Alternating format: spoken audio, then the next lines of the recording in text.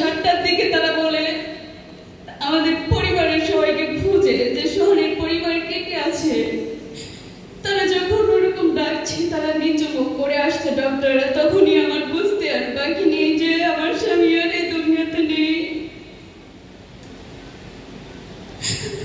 আমার স্বামী তো দুনিয়া থেকে চলে গেছে। এখন আমি যে বিধবা হয়েছি, আমার কি বিধবা হওয়ার বয়স হয়েছে? যারা আমার স্বামীকে এই দুনিয়া থেকে চিরবিদায় করলো, তাদের কেন এখনো শাস্তি হচ্ছে না? আমার স্বামী মামলা হয়েছে তার রামপুরা থানায়, তার মামলার যে কি অবস্থা, কতদূর পর্যন্ত আগাইছে, আমি তার সহধর্মিণী হিসাবে আমি কিছুই জানি না তার মামলার কতদূর, কিন্তু আমি জানার অনেক চেষ্টা করতেছি যে আমার স্বামীর মৃত্যুর যে আমার স্বামীকে তারা পরিকল্পনাভাবে গুলি করছে। কারণ আমার স্বামী যখন আন্দোলনে ছিল, আমার স্বামীর পাশে আরো 2-3 জন মানুষ ছিল, কিন্তু তাদের আমার স্বামী ছিল মাঝে। আমার স্বামীর গুলিটা লেগেছিল একদম বুকে। আমার স্বামীকে পরিকল্পনা করে আগে মারা হয়েছে, কারণ আমার স্বামী হচ্ছে বিএনপি করতো, এই কারণে তাকে মৃত্যুর পরে তাকে করা হয়েছে।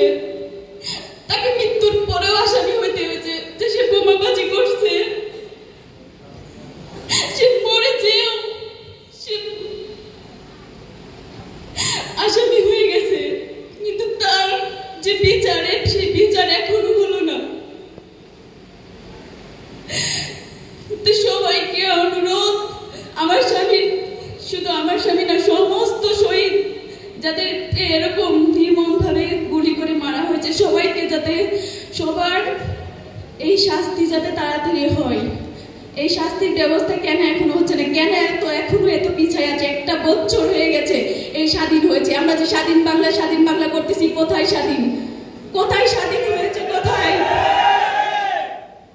সেই বৈষম্য? সেই যারা স্বৈরাচার তারা এখনো বুক ফুলিয়ে চলাফেরা করে,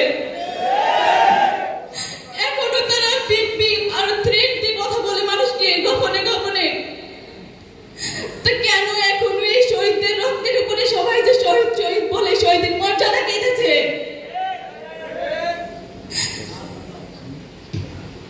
সবার কাছে বিনীত অনুরোধ, আমি একজন বিধবা স্ত্রী হয়ে আমি বুঝতেছি যে বিধবা হওয়ার যে কি যন্ত্রণা, কি একটা কষ্ট। এটা নারী, তার সর্বোচ্চ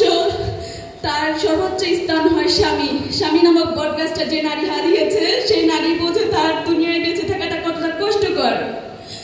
আমি বুঝতেছি যে জীবনে আমি পা রেখেছি, জীবনে চলার পথ এতটাই সোজা নয়। প্রত্যেকটা পদক্ষেপে আমাকে,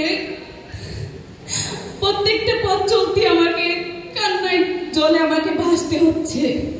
আমার কথা ছিল স্বামী সংসারে সুখে শান্তিতে সংসার করার, সেখানে আমার সংসারটা কেড়ে নিয়েছে। তাদের বিচার